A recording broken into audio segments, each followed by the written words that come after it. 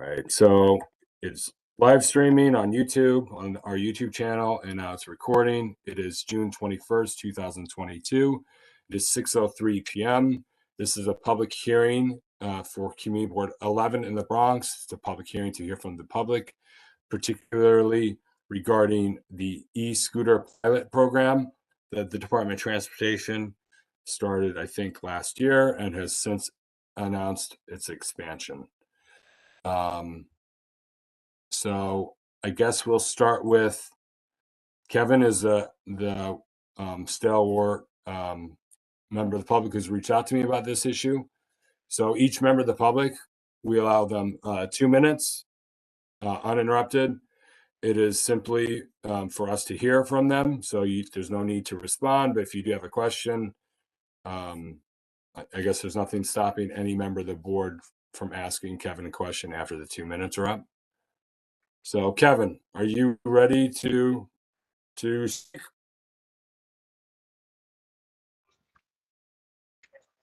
Can you hear me? Yes, I can hear you now. All right, I just stepped outside. Actually, no. I just wanted to come online, and really, my only questions would be was who was actually in the meeting? Are there anybody from the companies or the DOT on the line? And if you just mentioned those people, I missed that. So that's why I Oh. picked up. No, it's for the board to hear the public position on the matter. Okay. And we have this originated out of the Public Safety Committee, and we Okay. have 3 members of the Public Safety Committee here. Okay, yeah, that's fine. Now then, in that case, I'll just say that I thought the program for the past 6-8 months that it's been out there, may have started off a little rough. There might have been the same couple of complaints out there, and hopefully, that's gotten a little better. I'm looking forward to it coming into the rest of Community Board 10 and south of Middletown Road and Westchester Avenue. I don't use it too often. I use it only when there's an emergency, but it is convenient when that happens, coming back from Manhattan. So I just want to put in a positive note if I can. That's all, really. I'm sure other people may complain about people riding on sidewalks and maybe too fast, no helmets. But, hopefully we've been educated for the past few months. And the new users that come out of the phase 2 area, they've been educated and will get better. That's all. Thank you. Thanks for the opportunity to talk. All right. Thank you. Natalie Medina? I mean that's Natalie Medina. Hi, Jeremy. Yep, it's me. You guys hear me? Yep. Cool. Similarly, just want this hearing was for, but okay, hold on a second. Let me switch. Can you hear me better now? Yeah. Okay. So I wasn't sure what the hearing was for, but if it's just to get our take on what we feel about the program, I am in full support of the program. I use the e-scooters quite a bit, given that East Side 5 train service is very unreliable, as is the 21 bus. And so oftentimes I'm left stranded for like 25 minutes at 180th Street. And the e-scooters help me a lot to get to daycare on time and to get to where I need to go on time. So I am in big support of it and for it to keep expanding and to get better. Okay, that was definitely less than 2 minutes. Thank you, Natalie. Diana Finch, is there anything you would like to publicly say? Yes, I am also very much in favor of the rental e-scooters. I would note that we live in a neighborhood where 40 to 60% of the households don't own cars, according to the New York City Economic Development Corporation. And I like the rental e-scooters because they let me get from my home near Bronx Park East and Pelham Parkway to events in the area, like 49th Precinct Community Council meetings in Eastchester, Little Yemen, Maestros, that are not along a subway line or a bus route. And it takes half the time or less than it would take to walk. And they're fun. I do question whether the program should have been started before we have the kind of protected bike lanes that we have throughout Manhattan. It's a huge difference between the Bronx and Manhattan. The road surfaces here are very rough, so scooter riders have to always be vigilant. And key routes like Metro Boston Road, where the side margins are narrow and the cars drive fast are scary. People ride on sidewalks because the sidewalks are far safer than the roads. And I think people do confuse the rental e-scooters with privately owned scooters, which can go much faster, and also with e-bikes and with motorbikes and ATVs. It's hard to distinguish among all of them when people get mad about two-wheeled vehicles on the sidewalks, for instance. I think that we should not blame the e-scooter riders for problems that the DOT and the scooter companies should be doing a better job of addressing, like more 30 instruction, seconds. more riding clinics, better videos on how the kickstands work so that you don't see so many falling over, and even programs aimed at drivers so they don't get so flustered by scooters sharing the streets with them or act oblivious to the scooter riders. Okay, I assume that's it for you, Dana, right? All right, great. That was the last 2 minutes. Thank you. And it looks like we have another member of the public, RD. If you'd like to speak for 2 minutes regarding the DOT e-scooter pilot program, Yes, here's I your would like chance. to, but I would like a 30-second warning, please. Okay.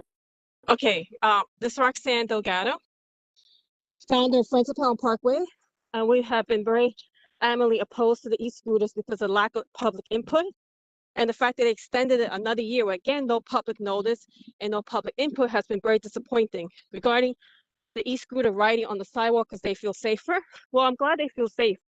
But it's very sad that they don't consider the safety of others, because nowadays pedestrians like myself cannot even walk on our own sidewalks without feeling safe.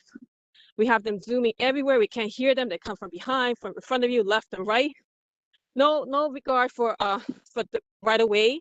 Many of them do not have driver's license, which is an issue because at least when you have a driver's license, you understand the rules of the road and sharing with others. They don't seem to comprehend that, and that's unfortunate because we had one lady who actually fell over a scooter and took pictures of her back. It was all bruised over because when she backed away, there was a scooter laid behind her and she fell over the scooter and injured herself. She happened to be a senior.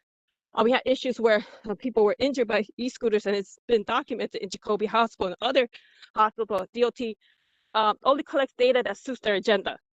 And that's what they're not neutral. And that's what very disappointing. Of course, I'm going to blame the riders, just like you would blame the car driver if he or she speeds or doesn't stop at the stop line or doesn't give pedestrians the right away. So to say don't blame the e-scooter rider, that's ridiculous. To say that they feel safer, you're safer riding on the road because it's meant for wheels. Sidewalks are not meant for wheels. It's actually 30 more seconds. dangerous to ride e-scooter on the sidewalk as opposed to riding them on the road. The lack of public input, the lack of transparency, the lack of neutrality from DOT provide gathering all data and sharing that data and providing public input. This e-scooter has been very detrimental to pedestrians. We went from vision zero to zero vision. And I'm so disgusted with about how money talks and people safety are not considered as a priority by DOT. Thank you for your time. Veronica, Yahe, or Tiz, would either of you like to speak as a member of the public since you're our resident constituents here? Jeremy, I have something. Al called me before the meeting. He said he's busy, he can't dial in, but he got some information that 90 people were taken to Jacoby Hospital from July last year, July 2021, up until May 2022. So 90 people were taken to Jacoby Hospital. We don't know the other hospitals, how much they took in, or people that were injured didn't go to the hospital, people that went to urgent care, and all that other stuff. So we don't have that data. All we have is from Jacoby. So maybe the precinct has better numbers. I know they had some sort of numbers that they gave us a few months ago. So that's that's what Al passed on to me. But for me, I'm neutral on this. In a way, I like them, but then we don't have like the support, the enforcement for it. The companies may not be doing the right thing all the time, because I see a lot of scooters. Sometimes they're laying on the floor, and a few days later they're still laying on in the same spot. So I don't know if the scooter companies are even doing the right thing. So I'm neutral on the scooters, and really, there's pros and cons. And to me, I tried listing them and they're both equal. So no comment on that. It is annoying when I see kids driving these scooters. They shouldn't be driving the scooters. But again, we're in an atmosphere where the NYPD can't do anything. They just let things be because they're not allowed to chase anyone over or chase anyone. And if they even stop someone, they happen to find us someone driving the scooter on the sidewalk or something, they'll ask them for ID and the person will say no. They'll say, all right, well, have a good day. Okay. And that's that. So that's all I got. Thank you, everybody. Okay, Veronica, is I have to agree with Roxanne on this. Scooters do not belong on the sidewalks. Many people are being injured with them. I'm not against scooters at all. I think it's a great concept if done properly. They're being left all over. They're not being picked up in a timely fashion. It's a mess. The program needs to be fixed. okay. Veronica, you last but not least. As part of the public, I'm a driver. I don't use the e-scooters. I think they're a good idea for people who do need them. It's a perfect thing for that. My main concern with these e-scooters is the children. One, they don't lock when somebody's finished using them. So the kids are taking them and using them powered by their feet, pushing along. And even the ones that are using them, I don't know if their parents pay for them to use it or whatever the case may be, but at least, and this is not an exaggeration, at least 5 to 6 times already, I've almost hit children on a scooter because they come shooting out from between the cars in front of my car. It's happened so many times that I'm worried that I'm going to end up hurting someone because the kids aren't being watched properly and the kids don't know how to use these vehicles properly. So they need to do something to make sure that these kids don't get hurt using these things if they're not going to control whether or not they're going to lock them or whether or not they can control if a child is actually using it instead of an adult. That's my concern on it.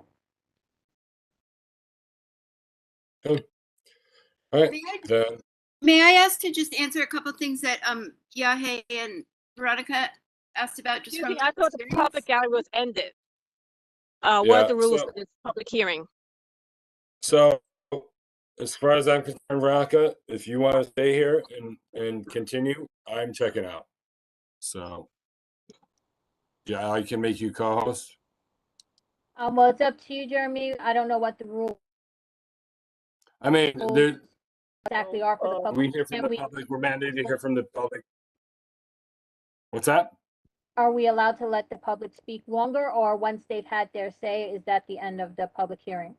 I mean, that's the end of it from my perspective. If you want to, it's like when you're in person and the meeting's officially over, and if everybody else wants to hang out, and if you want me to keep the recording on, I can do that, or I can stop the recording.